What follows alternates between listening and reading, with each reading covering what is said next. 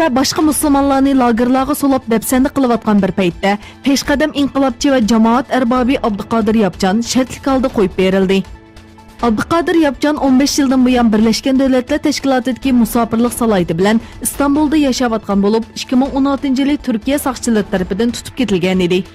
3-may İstanbul Çağlayan'daki Adliya Mahkemesi'de içilgan sotda sotçi Abduqodir Yapjonni Küçükçekmece rayoni Fevzi Çakmak mahallesinden çıkmaslık şartı bilan qo'yib berdi.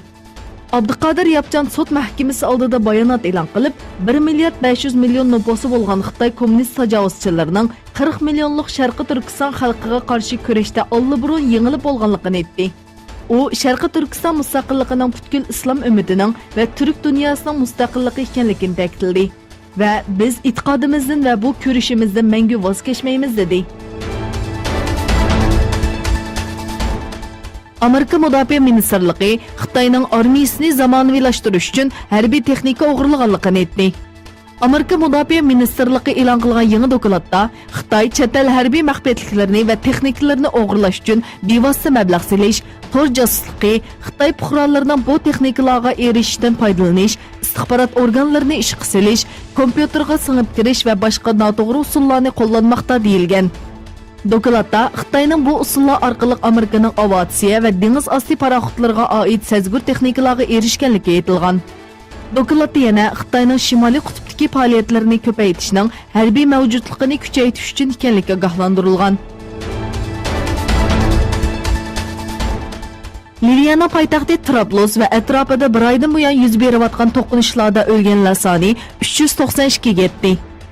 Dünya Səhiyyə Təşkilatının bayonotiga asoslanganda, Liviyaning sharqidagi qurolli qismlarning qo'mondoni general Xaftar 4 aprel Trablusga hujum qilish buyrug'i tushirgandan buyon to'qinishlarda o'lganlar soni 392 ga yetgan bo'lib, 2000 dak kishi yaralangan.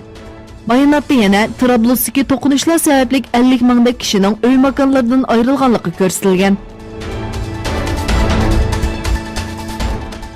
Rossiya prezidenti Putin bilan Amerika prezidenti Trump, Venezuela, Shimoliy Koreya, Ukraina va ikki davlat munosabati haqida fikr almashtirdi. Putin Venezuela vaziyatiga qarata faqat xalqli davlatning kelajagiga qaror bera oladi deb ta'kidladi. Ikki rahbar Ukrainadagi prezident saylamidan keyin vaziyat haqida fikr almashtirdi.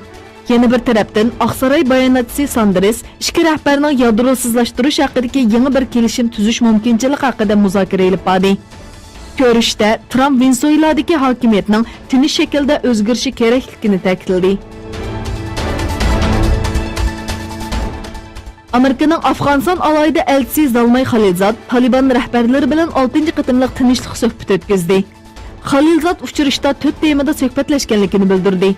Bular chet el kuchlarining Afg'onistondan chekinib chiqishi, Afg'onistonni boshqa davlatlar uchun tahdid shakllantirmasligi, Taliban doiralarining bevosita holda Afg'oniston hukumati bilan suhbat o'tkazishi va zo'ravonlik voqealariga xotima berilishidan iborat.